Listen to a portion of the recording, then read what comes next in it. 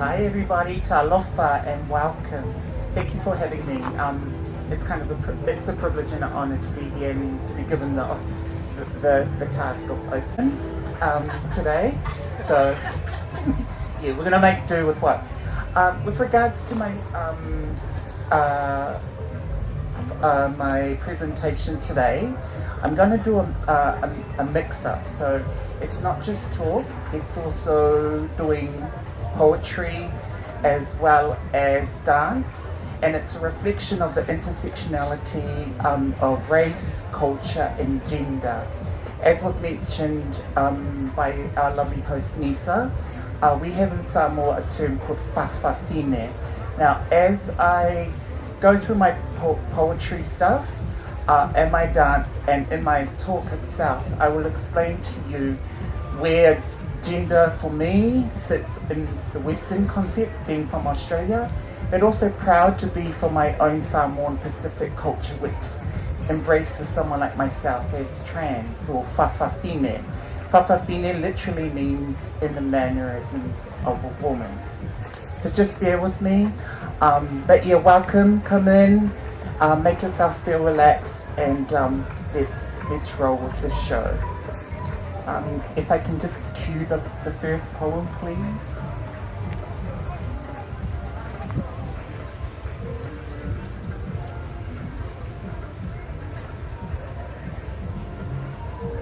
We're just waiting for the poem to come up.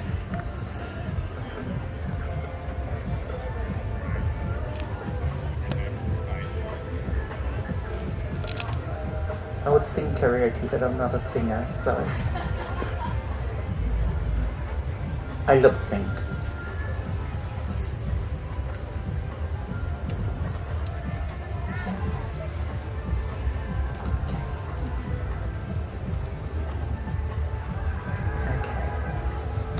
My beauty.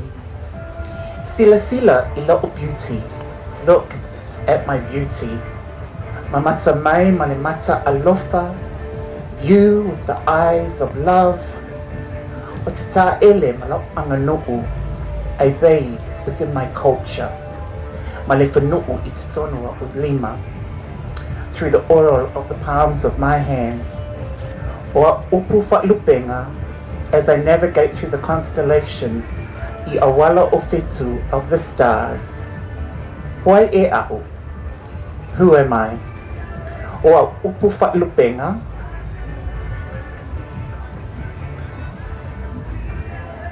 This, can I, sorry. O upu whaalupenga. I think you might have just, if I can get you just to hold it here. Sorry for gay time. Official scroller. O upu whaalupenga I o wala o whetu as I navigate through the constellation of the stars. Poi e au. Who am I? O te sueina le mawhanawhana I lau gender. I seek warmth in my gender. I lau tu. In my skin, my lau identity. Within my identity. O te siva siva.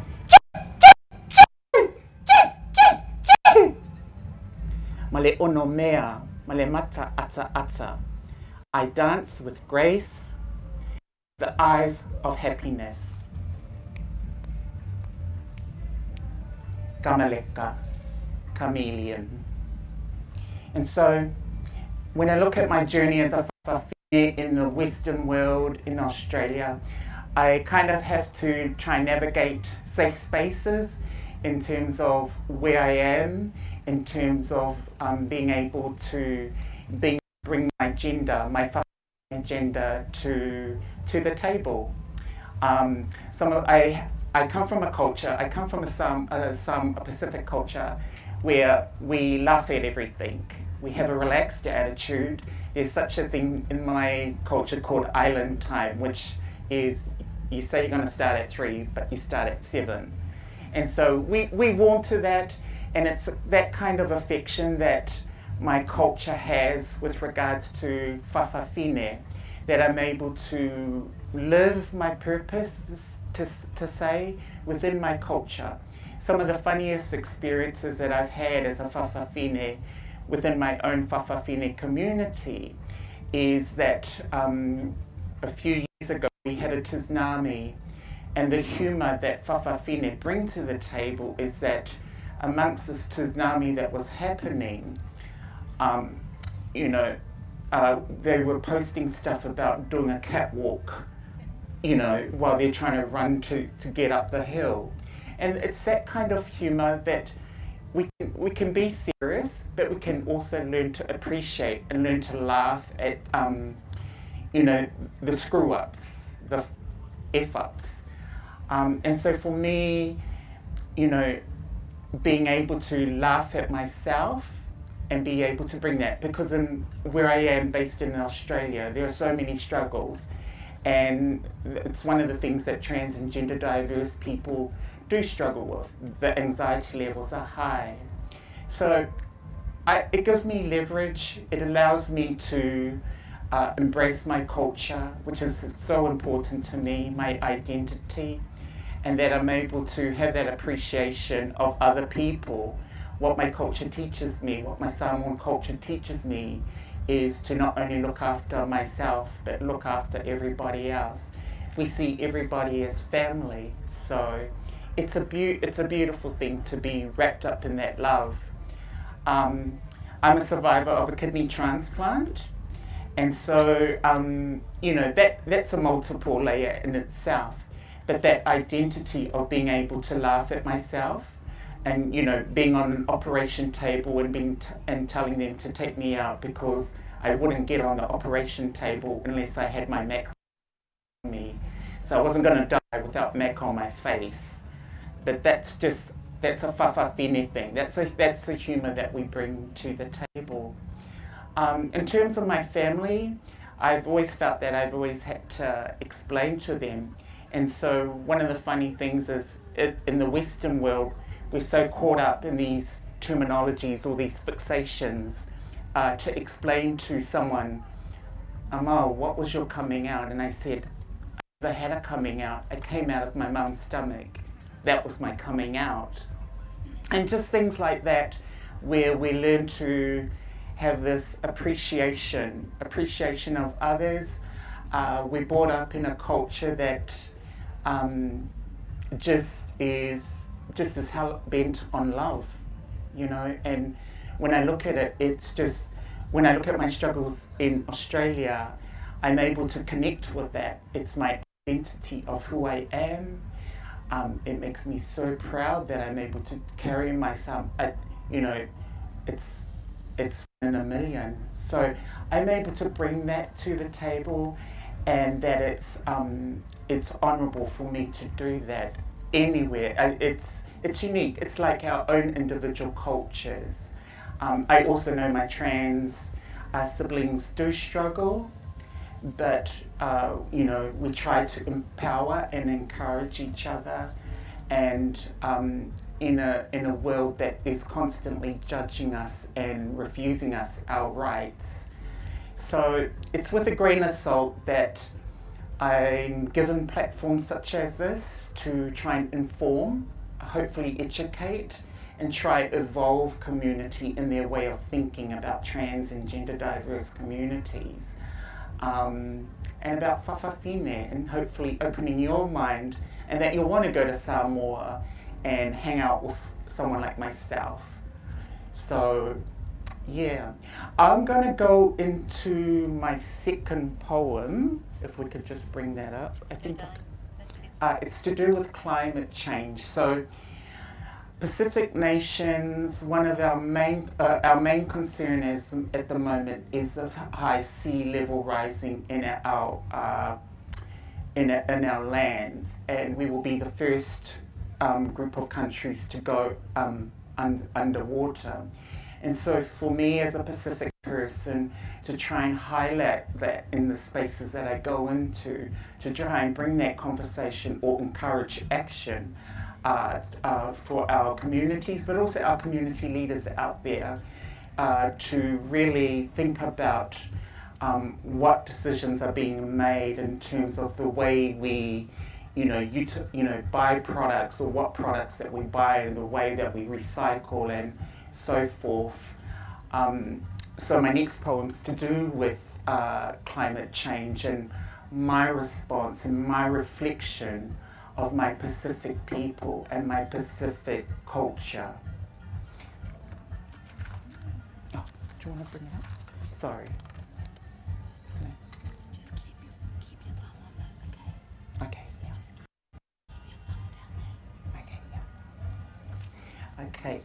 Let me count the waves. Let me count the wave.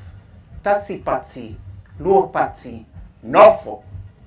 Thus, with the air that I breathe of my language and culture that connects me to my past, present, and possible future, the rites of passage of my queer responsibility to mankind, to people.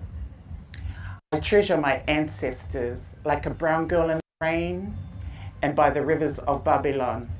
Yeah, we weep, we weep. For the future generations as our own rivers of Babylon overflow unexpectedly. And we're left to pick up the pieces and explain to our Pacific generation of what could have been done to disrupt, fight, and protect our honor. Yes, can I get it's just sorry. Yeah. Yep. Our honor.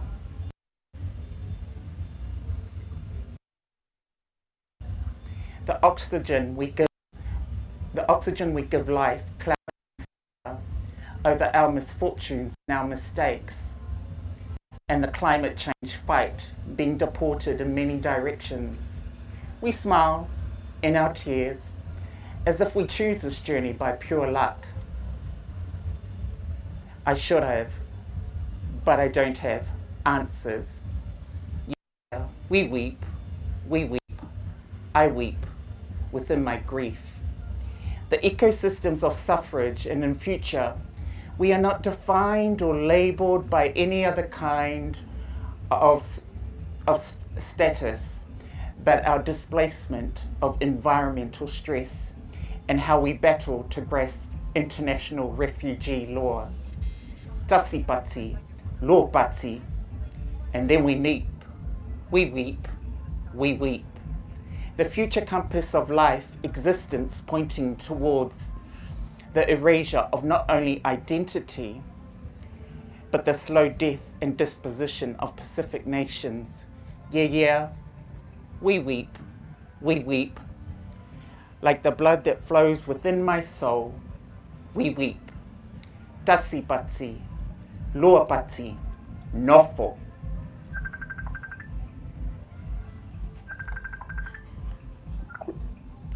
And sound person, if we can get our piece of music started. And so we're going to end with a little bit of dance.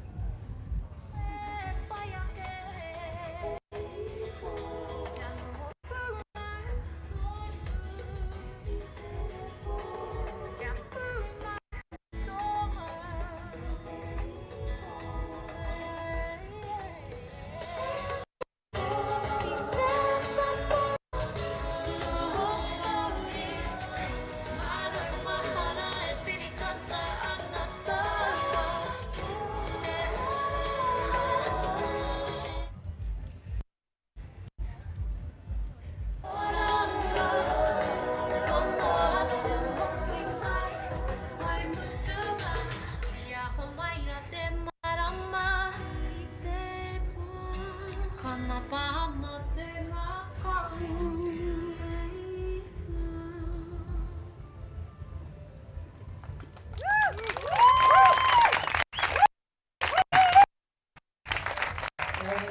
Thank you, Anna. Thank you. Absolutely beautiful. Before you leave, I want to thank you for your sense of humor in all the F-ups that are happening right now with the technology, and your patience with us. Thank you. Do you have any questions from the audience before Amal leaves? I'm sure she'd be happy to answer any questions or any comments or any curiosity. Sure. We have a mic right here. I'm going to pass you this one. Okay. Catch your breath. Amal, you're based in Melbourne, you said now, and I'm just wondering, what is the difference of your experience being gender diverse between being at home in Samoa and being in Melbourne? It's a challenging. Three trans and gender diverse people, we have a government that's quite hung up in the trying to get our rights taken away. So in Samoa, our Prime Minister is there's a difference, but it is a struggle. Things like employment, housing, health, but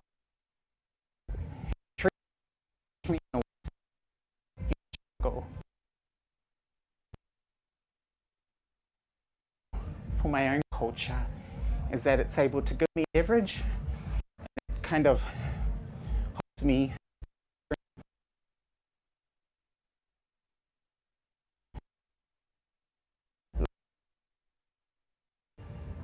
Thank you. I think Gus had a question. Yeah, guys? Where do planets come from? Where do planets come from? Created. Thank you, guys. Thank you so much, Emma. Really appreciate it. Do you have any more questions from the audience? Okay. All right, then. Thank you so much for your time. Thank you, everybody. Thank you for having me. Really, really moving. Thank you.